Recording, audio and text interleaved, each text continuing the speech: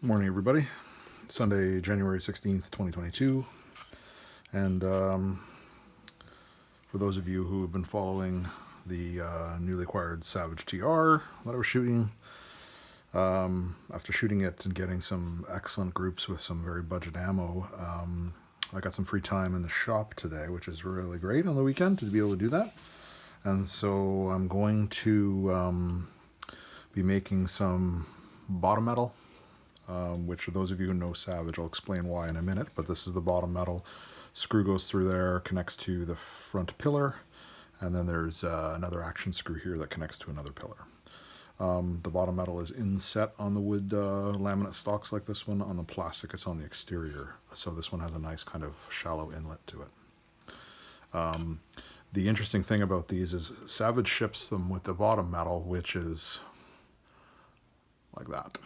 It is the worst ever. Very similar to their Tupperware stocks. And I've got my calipers out here, and I don't know if you can read that, but less than a millimeter.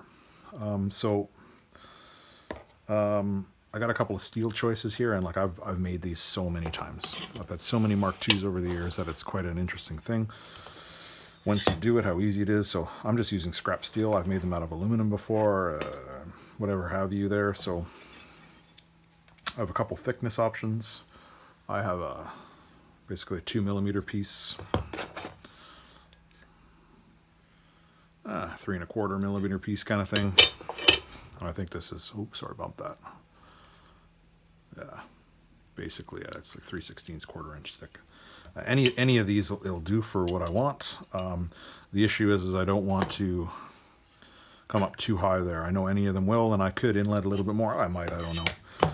So really I think the one I'm going to go with is the thinnest because it's thick enough. The issue is it might feel enough this, but as soon as you cut for the mag well, you have these. So I'm going to get working on this, and I'll show you my progress as I go. Hey everybody, fix this camera here a little bit. I don't know if I did or not. Okay, so after about about an hour of work, I decided on the third choice of thickness. So this was, these are my options I decided on from the scrap steel for the bottom metal. I measured them out in the beginning. I decided on the middle one. This is the profile we're at so far. So, this was just made with basic hand tools, and still at the shaping stage. The most difficult part is to make sure that you don't use something like a Sharpie. You actually scribe the marks, because that'll give you a much more precise fit. Now, I went for a tight fit, but you guys could go with sloppy or whatever you liked. So just give me a second here. I'll show you what the fit looks like. So that's the fit in the stock. I chose to blend the edges a little bit rather than inlet, but you can do it any way you wanted to do. I'll show you real quick with some, I think it's this one. No, wrong one. Show you a quick view of the action screw there. And then of course the rear is a wood screw, which I won't tighten in, mainly because I didn't bring my screwdriver out. And then the mag, I'll wipe that off a little bit. A project like this really makes your shop chaotic. Okay. And so I scalloped or blended each of the top and lower edge. I don't know if you can make that out, but so the sides I left here thicker, and the reason that is because the material is thinner. So I could have blended them in more, but then you get the same problem as the other one with distortion. So I left them full thickness, and I just rounded them a little bit. Whereas at the ends, I blended them flat. And that's purely from experience with one of these. I've done a lot, and that makes for the strongest bottom metal. Now, also there's a curvature to the stock here, and so this one, you can't see it now, but what you have to do is you have to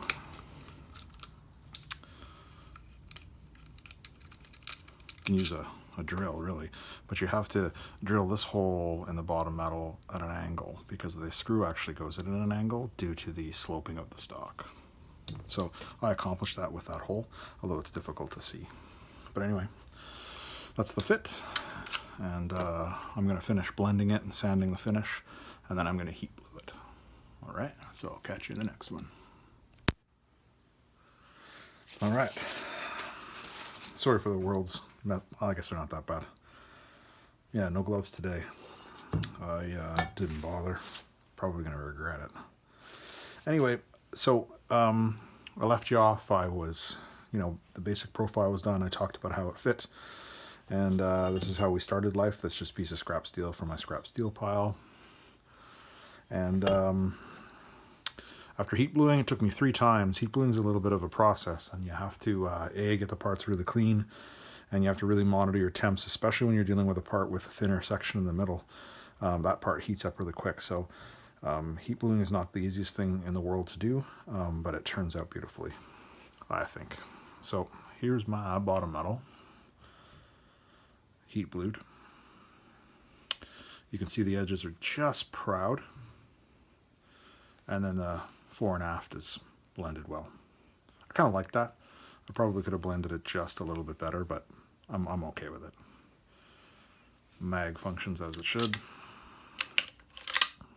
You can see the cut I did actually was pretty good, and that's due to like I mentioned, do not use a Sharpie.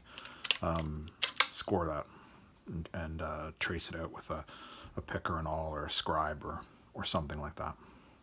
One thing I did notice, it's been so long since I've done one of these that I kind of forgot, was you can see that this screw sits proud, and you have to, because of the action screw doesn't go in like that, it kind of goes in like that due to the slope of the stock. You have to kind of relieve in the hole at an angle to allow it to bite down properly. And a lot of people just screw it in flat, and you can see like a gap at the rear portion of the screw here. So mine you can't. Now you'll notice that this action screw in the trigger guard is relatively almost flush, and this one is proud, so is this one. The factory's is too. So mine a little bit less so because I have relieved a little bit, but it looks a little bit strange, but that's how the factory one is. So mine is, both of these screws are slightly inset, but not as much as this one, and that's just how the factory one is. So I left it. The feel of the action is night and day, and like even pushing up on the barrel, there's absolutely no deflection. Like you can get this screw absolutely gorilla tight if you wanted to, probably approaching, if you wanted to, you could hit probably 40 plus inch-pounds on it without worry. The same as this. I'm fortunate with this stock to have an alloy trigger guard, whereas a plastic one, like I would just wreck it. So anyway, that's one of the benefits of bottom metal, and there's a shot of the custom heat bluing, which I really like. It's this, you do it right, it almost looks like a high quality gloss hot blue in a tank from a nice firearm. So anyway, that's all the time I have today for playing with this, but this is my from this to this. And listen, like you guys, you can do this. I just have a shop, and I do have some pretty advanced tools, but like listen, I didn't use anything crazy complicated today. Angle grinder, bench sander, lots of sandpaper. Oh, I should probably mention, so I'll pull this out. I made this contraption quite a few years ago. It's a piece of heavy angle steel, and I bought this old drill press at a thrift store to use specifically for this project. And what I do is I clamp it in my vise, and I use it almost like because it's a jigsaw wood or whatever. But anyway, in this case, it was ideal because after I drilled the holes in the bottom metal, I was able to slip this in and cut the inner profile. It's the type of thing, or the steel that I used is quite thick, and to use the cutoff wheels in the Dremel, you'd go through 1,000,000. So this is actually quite fast. I drilled 4 1/4 inch holes, 4 1/4 inch holes, sorry, at each corner, and slipped the bit in, and slipped the thing in, and I just fed it by hand. I clamped my section in pair of heavy vice grips, and I just fed it in, turned it, fed it, and that does the majority of the cutting. I cut the outside profile with an angle grinder, and then just one of these. But this tool is, we're talking like $10 to make. And like I said, I clamp it in my, and it comes out if I wanted to. The holes are just drilled and tapped, so I could use it. But I have several jigsaws. But you know, you put a wood blade on it and cut little sections of wood quickly in the shop. It's actually the type of tool for this sort of thing, cutting inside pieces of metal as a stationary jigsaw. It's perfect. What would make it even more perfect was to be the ability to slow down the blade, but that's another thing altogether. So anyway, that's my funky made tool. So like I was saying, just simple tools for this. This is not a complicated thing. I have made them when I was younger. I have made many out of pieces of aluminum. Much easier to do. It takes less time. The problem with aluminum is, like I mentioned, when you get into this section here, these are so thin that aluminum will distort. I know, because after I've taken them off the stock, you can see them bent, and the steel will not. And so I think it's a worthwhile thing to do steel, even if it takes you a few days. And then after I cut it with a jigsaw, just some quality files of different sizes. And the key to that is when you score, after you're done scoring, you've cut out your rough profile. I lay masking tape pieces right against the score line, fold it over, and it's a much easier line to see when you're filing the masking tape. And as you hit the masking tape, it'll actually curl. And so it's much easier to see than a scribed line when you're filing and there's bits of metal floating everywhere, and that's just done by hand in the vise. And if you got quality files and they're relatively in good shape, clean, this is fast. The shaping is super fast. So I would say the longest part was actually shaping the outside, and I did that on my my bench grinder with the wheels, and then cleaned up the roughness with my belt sander. And that could all be done with files too. Of course, you could go buy one, but one of the motivations for doing this is you can buy nice ones from DIP, but DIP doesn't ship to Canada. And there's a couple other vendors that ship to Canada, and they have minimum orders. And so being in Canada, sometimes you're stuck with, you know, having to pay a lot more than most folks from the States have to, not only due to exchange, but just a lot of times there's minimum orders and that sort of thing. And you know what? I can make stuff. So anyway, after this will be pillars, but in the meantime, that's it for me today. Thanks a lot for watching.